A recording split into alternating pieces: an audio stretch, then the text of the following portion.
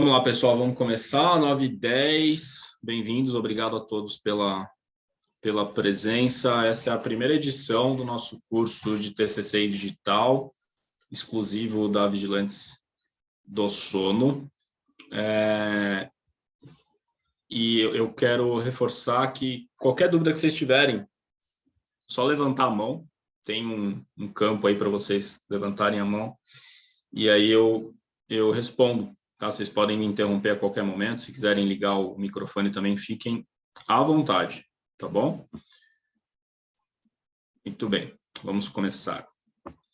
Bom, para quem não me conhece, eu sou Caio Bonadil, eu sou psiquiatra, sou especialista em medicina do sono pela USP aqui de São Paulo, especialista em distúrbios respiratórios do sono pelo INCOR, também da USP, e sou responsável pela educação médica da Vigilantes do Sono.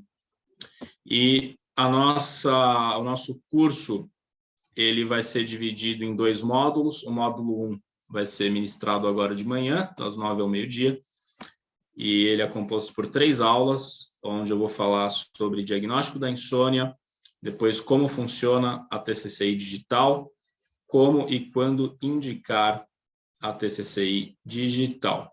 Já no módulo 2, que vai ser da 1 até as 5, nós vamos falar sobre sistemas híbridos e engajamento do paciente ou do cliente, como vocês preferirem.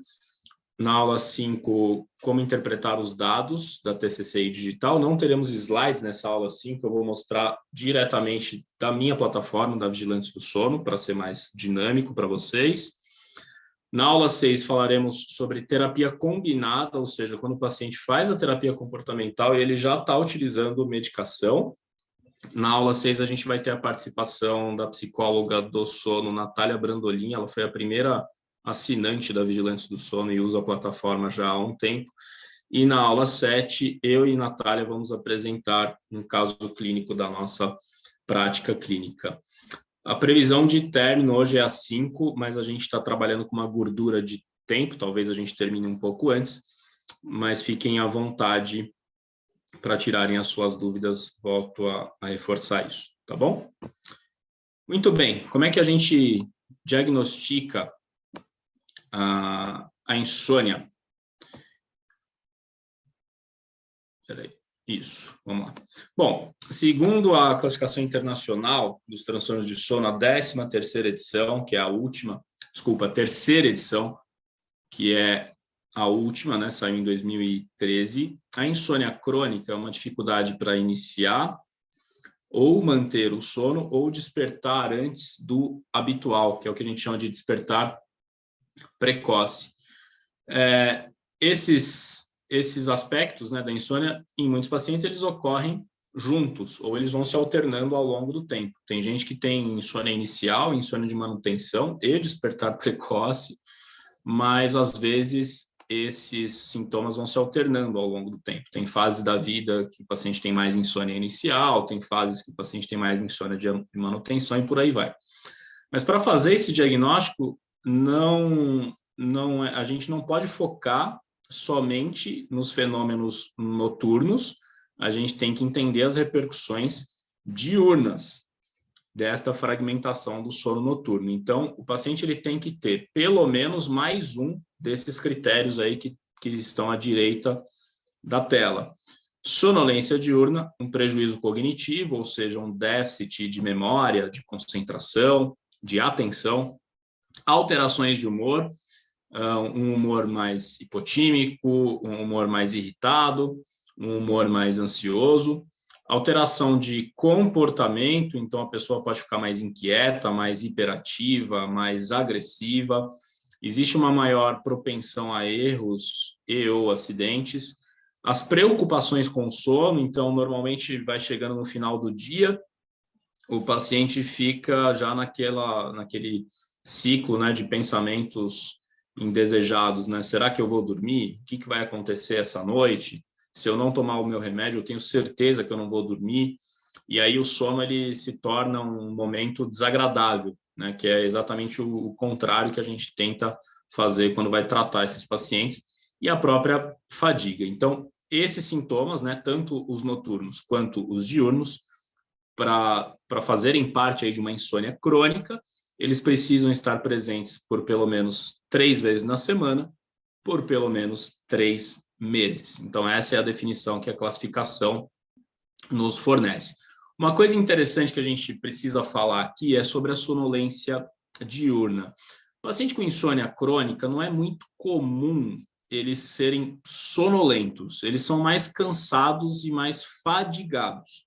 Porque o que eles vão falar para vocês no consultório? Eles vão falar assim, doutor, doutora, eu tenho uma insônia ferrada, mas é estranho, porque se eu encostar, eu não consigo dormir. Eu estou cansado, eu estou fadigado, mas eu não consigo dormir. Por quê? Muitos pacientes relatam isso porque a insônia, ela tem muitos psicólogos, inclusive, que falam isso, que a insônia não é um transtorno do sono, ela é um transtorno do alerta, é um transtorno de 24 horas. Quem tem insônia crônica não fica ansioso ou alerta somente no período noturno, fica alerta durante as 24 horas do dia. Então, por isso que é pouco comum, assim, o paciente falar para você que está sonolento. É lógico que existe, né? Principalmente aqueles que têm insônia e outros transtornos de sono, eles podem ser sonolentos, mas não é muito comum, tá? E por que a insônia fica crônica? Geralmente, né, vocês vão ver isso no slide, em algum slide aí seguinte, mas geralmente acontece o seguinte, o paciente tem algum fator estressor, tem algum gatilho, ele fica mais agitado, ele começa a ter uma piora do sono, geralmente começa com uma insônia mais inicial, uma dificuldade para pegar no sono, aí ele começa a criar uma preocupação com o sono, aquela coisa, será que eu vou dormir? O que vai acontecer nessa noite? Se eu não tomar o meu remédio, eu tenho certeza que eu não vou dormir. E aí vai chegar um determinado ponto em que esse paciente começa a criar comportamentos que perpetuam a insônia, principalmente o aumento do tempo de cama. Tá? Então, eles começam a ir para o quarto cada vez mais cedo. Ou, se já usam medicação, eles começam a tomar a medicação indutora de sono cada vez mais cedo. Por quê? A ideia que fica na cabeça da pessoa que sofre com insônia é o seguinte, bom, eu já durmo mal, então eu tenho que ficar mais tempo na minha cama porque pelo menos eu estou descansando. Ou talvez se eu ficar mais tempo na cama tentando dormir, a chance de eu dormir é maior. Só que esse tipo de pensamento, ele vai de encontro ao tratamento da insônia. Ele não ajuda em nada a tratar a insônia, ele vai perpetuar a insônia, porque quanto mais tempo a gente fica na cama sem efetivamente estar dormindo, mais insônia a gente vai gerar. E quanto mais tempo na cama a gente fica sem estar dormindo, mais preocupações com o sono a gente vai ter. Então, esse é um conceito que quase que 100% dos pacientes com insônia têm e que é nosso dever como profissional de saúde desconstruir essa ideia de que quanto mais tempo na cama eu fico, melhor. Então, por isso que a insônia se cronifica. Existe um gatilho, mas depois desse gatilho, o paciente começa a criar hábitos e rotinas que não tem nada a ver com a melhora da insônia, só tem a ver com a piora da insônia. Só que eles não sabem disso, e é por isso que a gente tem que falar isso para eles. Vamos seguir aqui. Olha só que horror. Esse é um estudo recente, 2021, se eu não me engano. Depois eu posso disponibilizar para vocês. A prevalência... Desculpa, isso aqui é pré-pandemia, tá? A prevalência de sintomas agudos de insônia chega a 37% na população. Tá? E a prevalência de insônia crônica chega a 20%. Esses números, esses estudos epidemiológicos de insônia são um pouco complicados, porque os critérios diagnósticos utilizados eles variam muito, mas a gente estima a prevalência da insônia crônica em 20%, que é uma coisa absurdamente alta, né? Se você for pensar na população brasileira. Teve um estudo que foi feito em 2018, ele foi encomendado pela Philips, e eles entrevistaram aí mais de 10 mil pessoas, se eu não me engano, e espontaneamente foram perguntando na rua se as pessoas tinham problemas de sono aqui em São Paulo, e 80% das pessoas falaram que tinham insônia, o que é uma coisa assustadora, assustadora. Tá? Então, a gente tem que identificar esses pacientes de forma mais precoce para evitar que eles tenham doenças crônicas, tanto comorbidades clínicas, tanto comorbidades psiquiátricas, tá? Porque mais da metade desses pacientes que se cronificam têm comorbidades. Então, muitos pacientes, por exemplo, que são hipertensos, que são diabéticos, que têm doenças da tireoide, eles têm insônia. Pacientes que têm dor crônica, pacientes que têm ansiedade, que têm depressão. Então, na grande maioria dos casos, a insônia não vem sozinha. É muito difícil você pegar no consultório, no ambulatório, paciente só com insônia. Isso não existe, tá? Mas, apesar disso acontecer, a gente tem que desconstruir aquele conceito também de insônia primária, insônia secundária.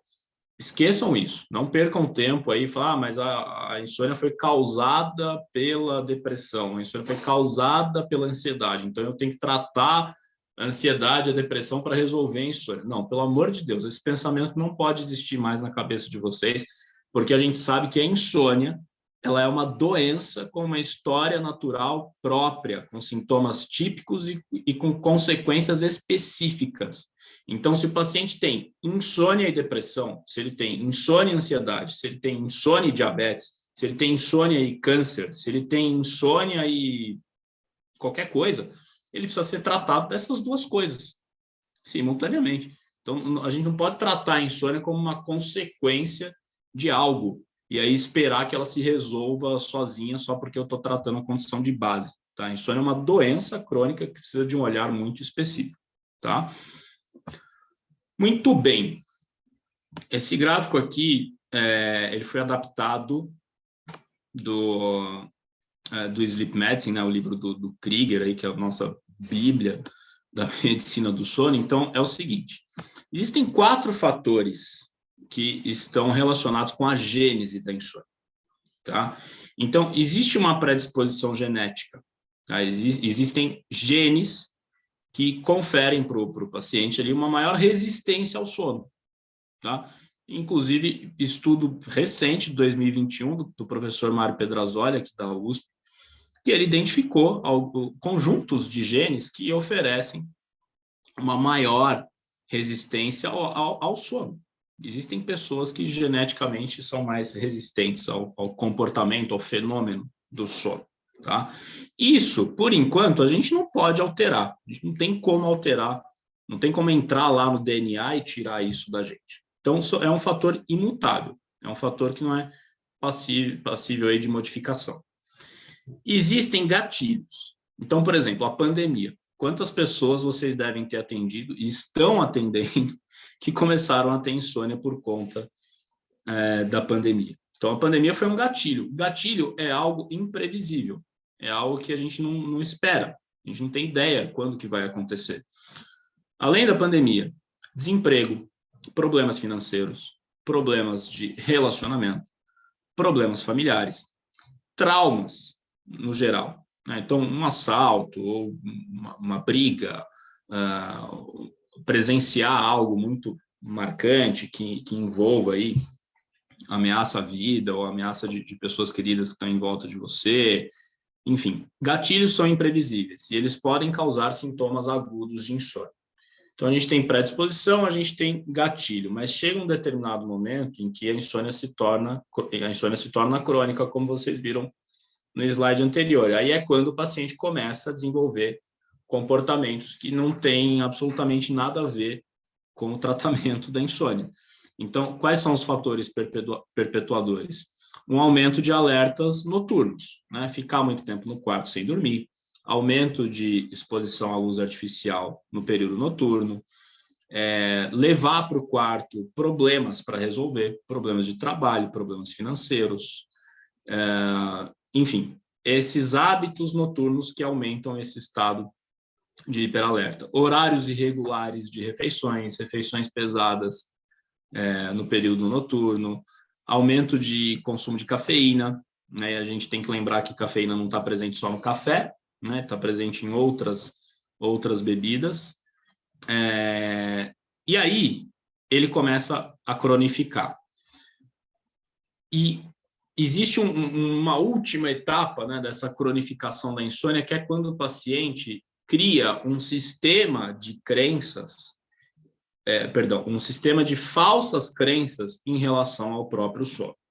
Então, é o paciente que tem medo de dormir, medo de ir para o quarto, o sono ele se torna um momento completamente desagradável, o quarto fica desagradável, então ele começa a associar o ambiente de sono e o próprio sono a um momento extremamente estressante para ele. Tá? Ele começa a acreditar, e vocês já devem ter ouvido vários pacientes falarem isso para você, que eles perderam a capacidade de dormir. Aquele paciente que é muito crônico, você fala, você dorme mal desde quando? Ele fala assim, doutora, desde que eu nasci. E aí eu costumo brincar com os meus pacientes, não, você não dorme desde que você nasceu, senão você não estaria na minha frente, né? Você estaria morto. Então, existe em muitos pacientes com insônia, existe uma supervalorização desses sintomas que estão relacionados à insônia, tá? Então, os desvios, a TCC para insônia, né, a terapia cognitivo-comportamental para insônia, ela não vai atuar nos gatilhos e ela também não vai mudar os nossos genes. A TCC para insônia, ela vai atuar nos fatores que perpetuam a insônia e vai tentar desfazer esse sistema de falsas crenças que o paciente criou ao longo do tempo. Então, nós, como profissionais de saúde, vamos atuar aqui, ó, fatores perpetuadores e desvios cognitivos, tá? Muito bem. Mas o que é terapia cognitivo-comportamental para insônia? Vocês sabem muito melhor do que eu o que é TCC, né? Uma técnica aí inventada lá pelo Aaron Beck na década de 70. E aí a TCC foi tendo cada vez mais o teu espaço dentro da psicologia, dentro do tratamento dos transtornos mentais e dos desvios cognitivos. É uma técnica de terapia que tem um começo, um meio e um fim. E existem TCCs, né, para diversos tipos de condição, né, fobia específica, ansiedade, toque, por aí vai. E tem a TCC para insônia, que é uma técnica que foi inventada lá no finalzinho da década de 70, início da década de 80, e originalmente a TCC para insônia ela foi aplicada por enfermeiros, por telefone, né? Um dos primeiros protocolos aí da TCC para insônia foi feito para ser aplicado por enfermeiro por telefone, né? Então, olha, a questão da telesaúde já estava presente já há muito tempo. Então, a gente não está falando para vocês aqui uma coisa nova, não é nenhuma novidade isso aqui. O que é novidade é a digitalização e a compartimentalização desta técnica. Então, é um conjunto de técnicas, relaxamento muscular, restrição de sono, a própria higiene do sono e controle de estímulos, que vai muito além de desligar o celular à noite, né? Se fosse só esse o problema, é só a gente tirar o celular de todo mundo e ninguém tem insônia, mas não é só isso.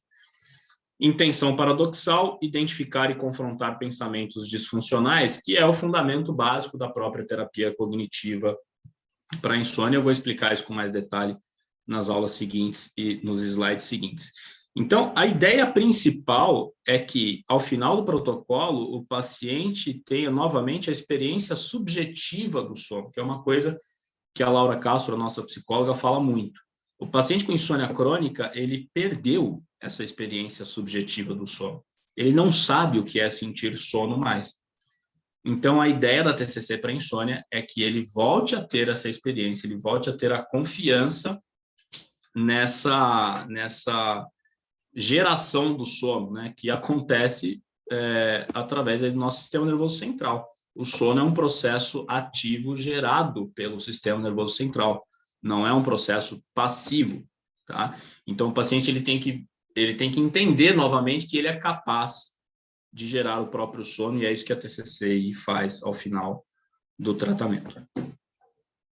E por que ela é o padrão ouro, não é o Caio que está falando isso, não é a Ju, não é a Vigilantes do Sono, não é a Laura, são publicações. Eu coloquei aqui as principais. Então, são estudos de revisão, ensaios clínicos randomizados, controlados, duplo cego, meta-análises, né, que é o nosso nível máximo aí de evidência, comprovando, né, a superioridade da TCC para insônia no tratamento da insônia. Tá? Então, são várias publicações, eu coloquei aqui as principais, depois a gente disponibiliza isso para vocês também. Agora, o grande problema é que na nossa formação a gente não é ensinado sobre isso, né? Quantos de vocês tiveram aulas, né, de sono na graduação? Eu sempre brinco, né, com os meus alunos que eu tive uma aula de apneia no quarto ano e eu dormi. Então, a gente ignora, né, o ensino do sono durante a graduação e ninguém fala de TCC. Todo mundo fala de remédio para dormir, né? Os profissionais de saúde, principalmente os médicos, né? Eu sei porque eu sou médico, a gente é formado para tratar doente, para dar remédio, né? A formação é muito pobre nesse sentido. Mas, assim, são publicações científicas que são já, muitas delas são mais antigas, já dizendo que a TCCI é padrão ouro para o tratamento da insônia. E eu digo mais, não só publicações científicas, mas o Consenso Brasileiro de Insônia, de 2019, foi a última edição, que eu até tirei um trecho dessa publicação e coloquei aqui nesse slide.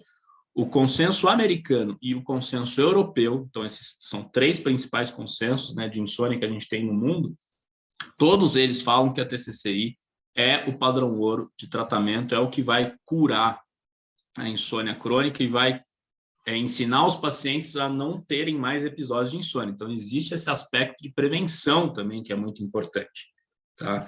Então, o consenso brasileiro, ele é muito claro em relação a isso.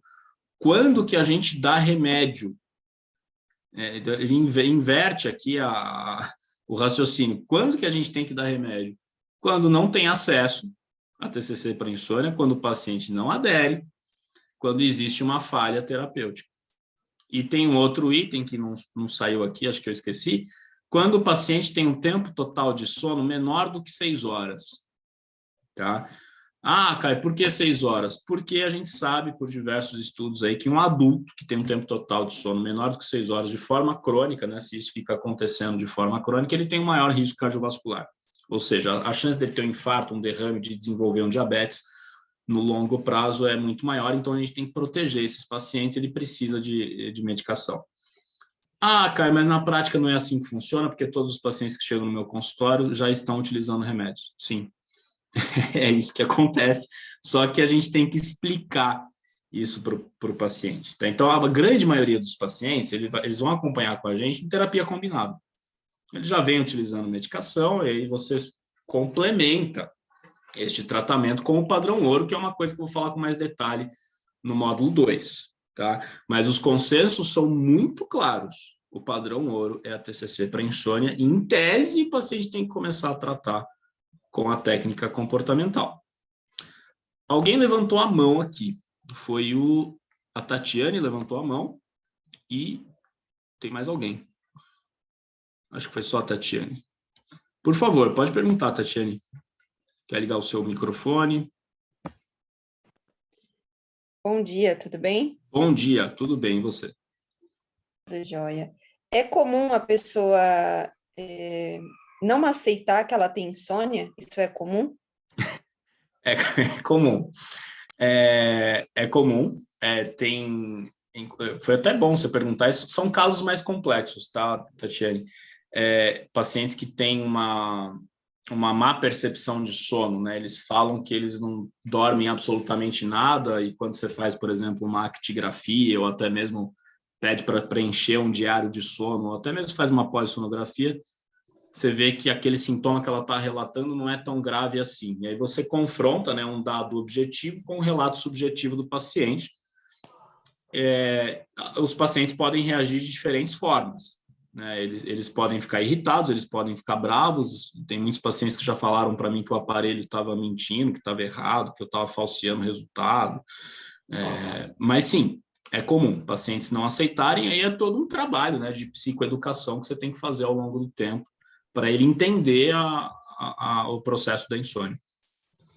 Porque, assim, eu sou fisioterapeuta, né? Certo. Eu trabalho com a apneia do sono. Hum. Aí eu atendi recentemente um paciente, ele falou para mim assim, olha, o médico falou que eu não tenho insônia. Eu falei para ele, como assim você não tem insônia, cara? Você fica 2 horas para pegar no sono novamente? Isso é É, insônia. às vezes o que acontece, Tatiana, isso é triste, tá? Mas acontece. Muitos profissionais de saúde, eles têm, eles têm uma ideia de que o diagnóstico da insônia não é clínico. Você precisa de um exame, precisa pedir polissonografia para todo mundo que tem insônia. Só que a polissonografia é um exame de uma noite. Ela não é o retrato do paciente em dias consecutivos. Mas Às vezes, na polissonografia você consegue identificar a insônia? se naquele dia do exame ele teve insônia, você consegue identificar. Geralmente o técnico inicia o exame, por exemplo, 10 da noite, ele demora 2 horas para iniciar o sono, isso a gente consegue ver no exame, ou ele tem um sono muito fragmentado, isso também a gente consegue identificar no exame, mas o diagnóstico da insônia ele é clínico. Quando que você vai pedir polissonografia? Quando você tem suspeita de outras doenças do sono, por exemplo, a apneia. Porque, assim, na polissonografia é um dia que a gente nem pode levar como base, porque o cara tá fora do ambiente de sono dele, ele tá estressado, ansioso por causa do exame, então não dá para identificar insônia em um único dia. Não, por isso que o diagnóstico é clínico. Você tem que tirar uma boa história clínica, fazer uma boa anamnese, verificar os antecedentes, né, verificar quando o problema começou, qual que foi o gatilho e como isso se comportou ao longo do tempo. De fato, a polissonografia não está indicada, né, para confirmar diagnóstico de insônia. Tá? Aí, como ele disse que o médico disse que ele não tem insônia, eu também nem fiquei discutindo, eu só falei o meu ponto de vista, porque se ele dorme menos que 4 horas à noite e demora 2 horas para pegar no sono, ele tem insônia. Sim. Talvez ele tenha que ouvir uma outra pessoa, né? Um outro profissional sem ser uma fisioterapeuta. Acredito que seja isso. Porque aí se duas pessoas falam que ele tem insônia, né, uma fisio, um médico, talvez ele acredite. Aí você pode encaminhar para mim. Aí a gente acompanha o paciente em conjunto. O que você acha? Acho uma boa ideia, viu? Então tá bom.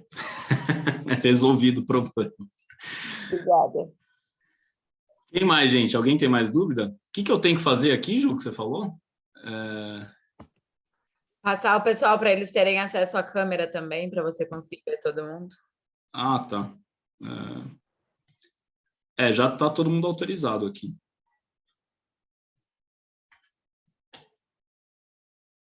Beleza. Tem gente que não está conseguindo ligar a câmera? Acho que está todo mundo. Passar eles, né?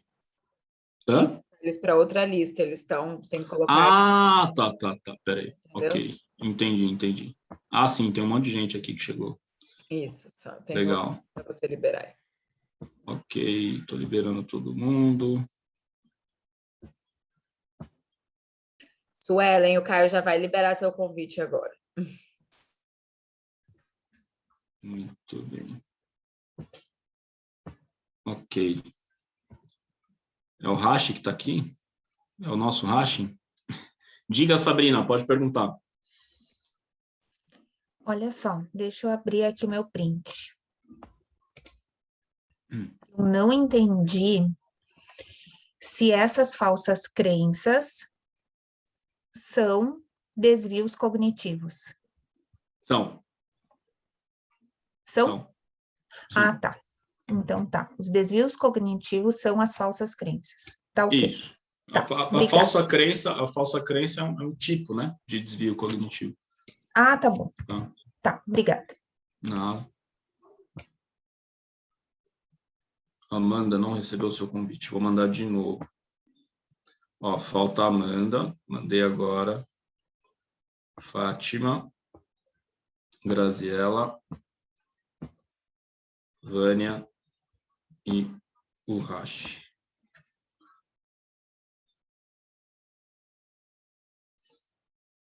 Legal. Muito bem, vamos continuar aqui. Luiz, por favor. Está mutado, é só você desmutar. Tem um micro... Isso aí, foi. Bom dia, Caio. Bom dia, tudo bem? Tudo bem. Eu queria fazer uma pergunta. Você falou que o paciente fica com falsas crenças. Eu recebi essa semana uma paciente que ela faz bruxismo em vigília. E além do bruxismo de vigília, ela tem um relato de um sono muito ruim e ela já vem tomando por muito tempo quetiapina para ela poder melhorar esse sono.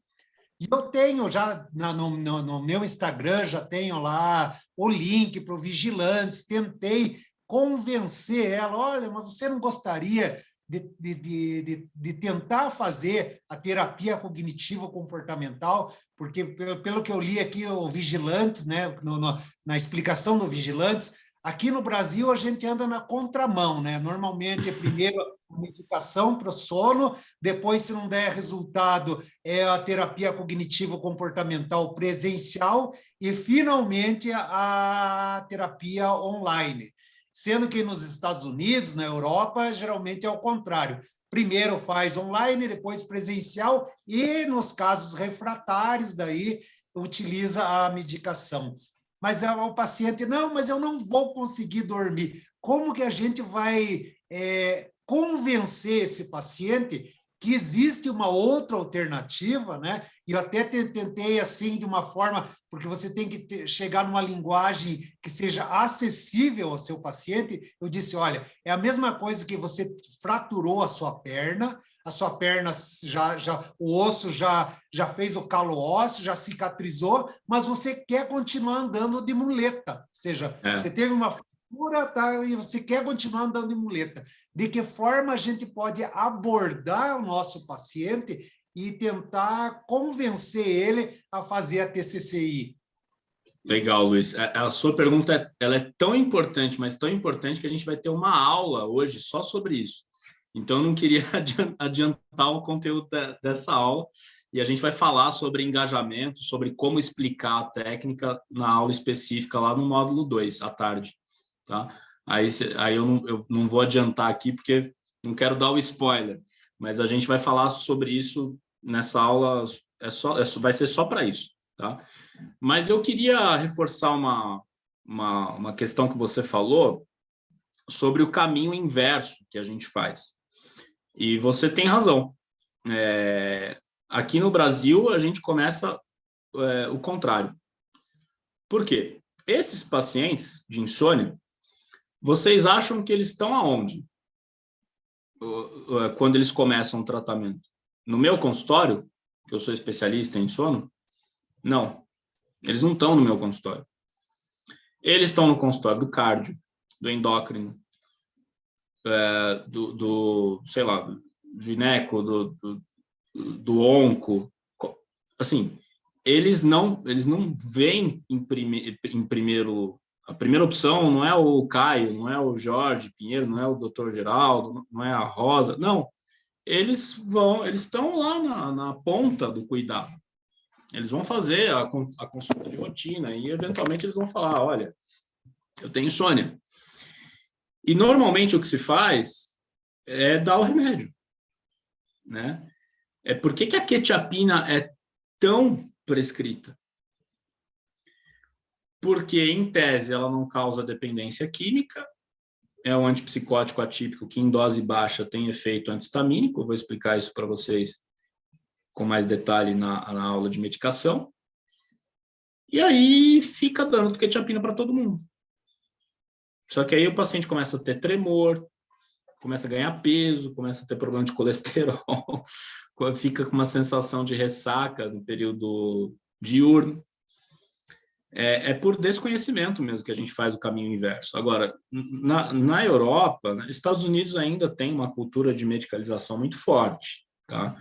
Mas, por exemplo, em países como Inglaterra, Portugal, Espanha, a TCC ela já está muito bem estabelecida, tá?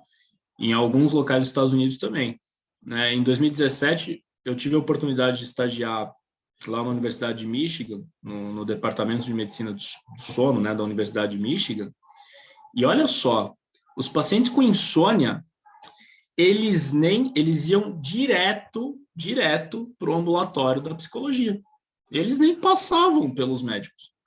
Eles só passavam pelos médicos, e isso foi bom você fazer essa pergunta, porque eu lembrei que eu teria que falar isso para vocês, quando existe uma suspeita de uma outra comorbidade.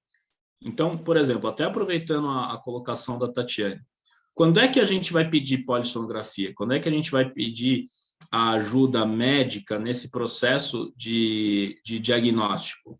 Quando o paciente ronca, quando ele está sonolento, quando ele tem ataques de sono ao longo do dia, quando ele tem um sono agitado, um comportamento anormal durante o sono, porque são suspeitas de outros distúrbios de sono que podem ocorrer junto com a insônia ou que podem mimetizar sintomas de insônia. Porque o paciente ele não sabe que existem 50 doenças do sono catalogadas na classificação internacional. Para ele, tudo é insônia. Então, se ele tem um sono fragmentado, que ele tem apneia, ele não vai falar para você, doutor, eu tenho apneia obstrutiva do sono. Não, ele vai falar que tem insônia. Aí é a nossa função perguntar, você ronca? Você tem sonolência diurna? Você acorda engasgado? Você está acima do peso? Você é hipertenso? Você é diabético? Você tem um sono agitado, um sono inquieto? Você chuta? Você grita? Você tem pesadelo? Acorda por conta do pesadelo? Então, esses comportamentos anormais mais complicados, a suspeita de apneia, a suspeita de hipersonia, paciente que dorme demais, que tem ataques de sono, que sonha, que tem alucinações, a gente precisa pedir polissonografia e ajuda médica. Tá? Mas o paciente que tem diagnóstico clínico de insônia, idealmente, ele vai para a psicologia, ele vai para a TCCI. Tá? E aí, essa interação com o profissional prescritor, a Natália, à tarde, ela vai falar um pouco a opinião dela sobre isso. Tá? Muito bem. Vamos continuar aqui. E por que utilizar a forma digital da TCC para insônia? Para vocês, agiliza a consulta, economiza tempo. A Sônia, a nossa robozinha, ela é muito workaholic, então ela faz muita coisa já para a gente. Ela entrevista o paciente, ela ajuda, né, na formulação dos nossos gráficos, que eu vou mostrar para vocês. Tem uma maior segurança no manejo clínico da insônia. O que eu estou querendo dizer com isso? O paciente não fica jogado. Toma o remédio e volta daqui 2 meses. Não existe isso, né? Vocês viram que o que perpetua a insônia é um conjunto de hábitos e um conjunto de crenças. Você trata a mudança de hábito e trata conjunto de crenças vendo o paciente a cada 2 meses? É impossível. Então, você não tem segurança. O paciente some, cadê a segurança desse tratamento? Você não sabe como é que ele está usando remédio, você não sabe como é que ele está fazendo a rotina de sono dele. Então, a Sônia, a forma digital, acompanha o paciente todo dia. E ela também auxilia a redução do abuso medicamentoso. Então, é aquilo que o Luiz falou, você quebrou uma perna. Se você só usa o remédio, você fez a imobilização de metade da perna. Você vai continuar com consequência clínica. Tá? Então, você tem que imobilizar a perna inteira, né, para não ficar usando muleta para a fratura se consolidar de uma forma correta. Então, se você só usa medicação, você pode até ter uma melhora inicial, mas essa melhora não é sustentável. Tá? E muitas medicações, vocês vão ver, têm um potencial de abuso de dependência. Os relatórios são 100% digitais. Não precisa ficar escrevendo, se preocupando com diário de sono. Tudo isso tem na nossa plataforma, eu vou mostrar isso para vocês também. E existe um melhor desfecho clínico, como todas aquelas meta-análises que eu mostrei para vocês evidenciaram. E para o paciente, existe uma redução no índice de gravidade de insônia. Tá? O índice de gravidade de insônia é o nosso principal parâmetro objetivo da intensidade da insônia, vamos dizer assim. O paciente ele responde essa escala e pelo menos 3 vezes ao longo da jornada dele no aplicativo, então no momento 0, no meio do tratamento e no final. E a nossa meta é o índice de gravidade de insônia menor do que 8. Tá? Se no final do tratamento ele pontua menos do que 8, a gente considera objetivamente que ele não tem mais insônia clínica. A TCCI digital, né, a TCCI, né, ela diminui a latência para início de sono, né, ou seja, o paciente pega no sono mais rápido, o paciente não diminui o tempo acordado na cama, e aumenta o tempo total de sono, né, ao final do tratamento. E na forma digital, os pacientes têm uma comunidade. Isso é muito importante, porque insônia é uma doença solitária, tá, pessoal? Insônia é uma doença solitária. É muito difícil o paciente com insônia compartilhar os seus problemas com outras pessoas que estão próximas, tá? Então, essa comunidade de pacientes da Vigilantes do Sono, eles podem compartilhar experiências, eles podem tirar dúvidas em relação ao tratamento e até mesmo em relação ao quadro clínico, então eles se sentem acolhidos, tá? Dentro dessa comunidade digital.